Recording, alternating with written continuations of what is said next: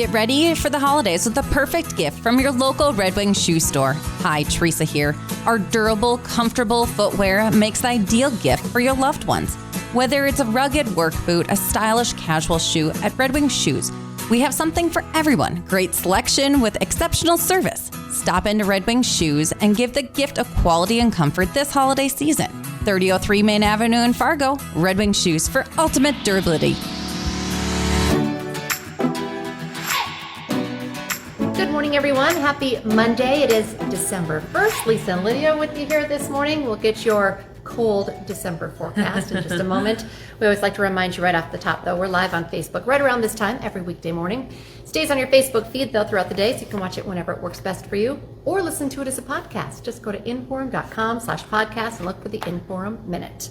All right, big day today because we dropped below zero for a little bit overnight. Yeah, sure did. First time, -2 is how cold we fell. Yep, that's our first trip below zero this season.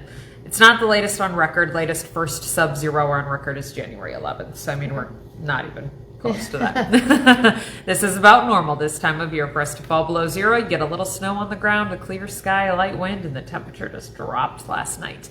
We did have some clouds move through while you were sleeping overnight, and that brought us back to the right side, above zero.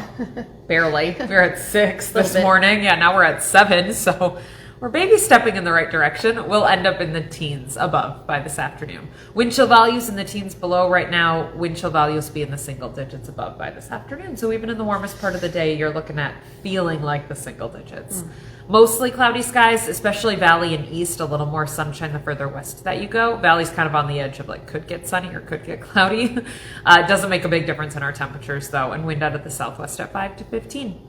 Tomorrow, we do have a chance at a little bit of light snow. There's a cold front moving through. Yes, a cold front into our colder air. So you know where I'm going with this.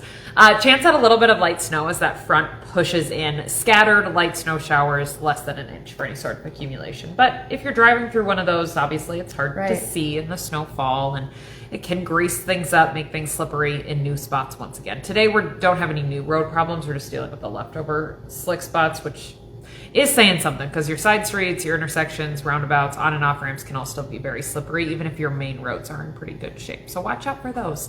The chance at snow tomorrow is small, but it's not zero, so we'll watch out for a couple of flakes into your Tuesday. Being on the other side of the cold front by Wednesday, we have high temperatures in the single digits.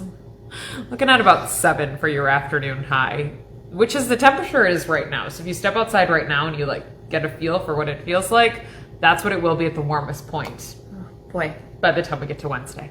Cold, yeah.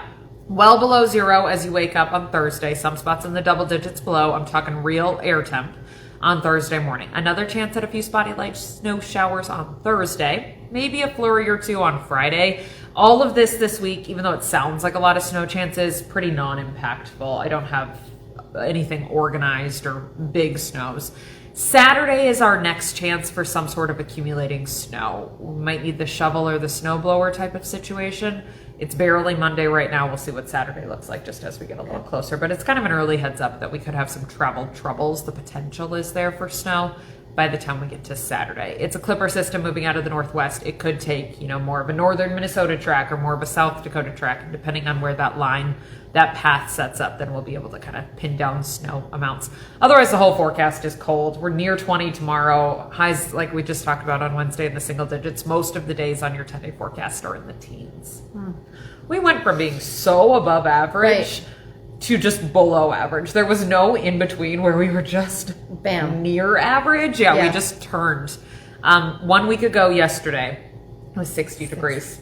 60. Seems so long ago. I know, it does feel, we've lived a lot of weather in between in the 1 week. So yeah, November 23rd, it was 60 degrees in Fargo. And then yesterday, November 30th, 7 days, the 23rd to the 30th, 16 was the high yesterday, which is pretty close to what you feel today. Ugh. All right, bundle up, get used to it. It's December 1st. Thank you, Lydia. Thank you. Okay, well, we're continuing to track travel issues for people heading home after the Thanksgiving holiday. The powerful storm system made things difficult over the weekend, leading to more than 12,000 flight delays and over 1,000 cancellations nationwide just on Sunday alone. Here in our region, travelers are still feeling some of those lingering effects. Hector International Airport in Fargo saw early morning delays and at least one cancellation And airports across the upper Midwest, including Minneapolis, St. Paul, and Chicago, are still working through the backlog. So check ahead if you're flying out anywhere and just pack your patience for sure. Overnight, a two-vehicle crash in Fargo shut down part of University Drive. It happened just after midnight at the intersection of University and 13th Avenue South, which is near the Meadows Nursing Home. Police say 3 people were involved, according to officers.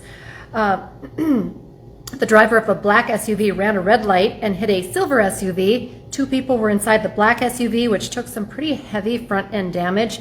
The person driving the silver SUV had minor injuries but refused medical attention. The driver who ran the red light was cited for disobeying the traffic signal. Fargo firefighters are investigating a house fire on the city's south side. The fire started right around midnight, just east of Lewis and Clark Elementary. Firefighters tell us that a small fire broke out in the attic. When they arrived, they could see smoke coming out of the roof of the home. Firefighters were able to put it out pretty quickly. There were 2 people in the home when the fire broke out, but thankfully nobody was hurt. And when firefighters were battling that fire, a call came in for another fire just a few blocks away. It was at an apartment just south of the Casey's on 25th Street, across from the Prairie Wood Golf Course. Firefighters on scene tell us it was actually just burnt food, but people who live in that apartment had to evacuate. And of course, as Lydia said, it was very, very cold overnight, so they were standing out in very cold temperatures while firefighters investigated. Minnesota Governor Tim Walz is pushing back against President Trump's latest social media post, while the president is standing by his comments. In a Thanksgiving Day post, President Trump referred to Walz using a slur and also criticized Minnesota for accepting refugees from Somalia. Meanwhile, Governor Walz says he believes the president is trying to distract from rising prices and concerns about heating costs this winter. Minnesota Senator Amy Klobuchar is also calling out the president on the post, saying he used a word that should not be repeated by anyone. It's a critical week for Ukraine. U.S. Special Envoy Steve Witkoff is set to take a possible deal to end the war to Vladimir Putin. He's going to be with him tomorrow. Over the weekend, Secretary of State Marco Rubio led negotiations with Ukraine. He says the talks were very productive and useful and that progress was made. Some of the big sticking points, however, between Russia and Ukraine still remain. A source says Russia is not willing to agree to a ceasefire in any form, while Ukraine is not willing to give up any territory. Even with those roadblocks, President Trump says negotiations are going well. Ukraine's President Vladimir Zelensky is headed to Paris today to meet with France's president to discuss negotiations. Hot Mic is coming up at 9 o'clock this morning with Dom Izzo. It will be a rematch in round 2 for NDSU. So how can the Bison stack up with Illinois State?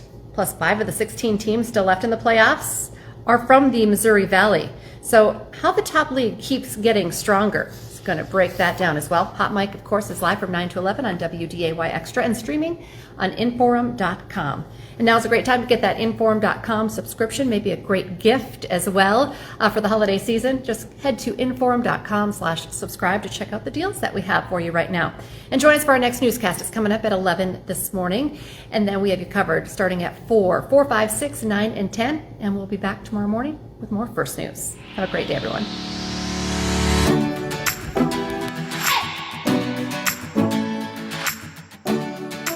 This podcast is brought to you without paywalls, thanks to support from our digital subscribers.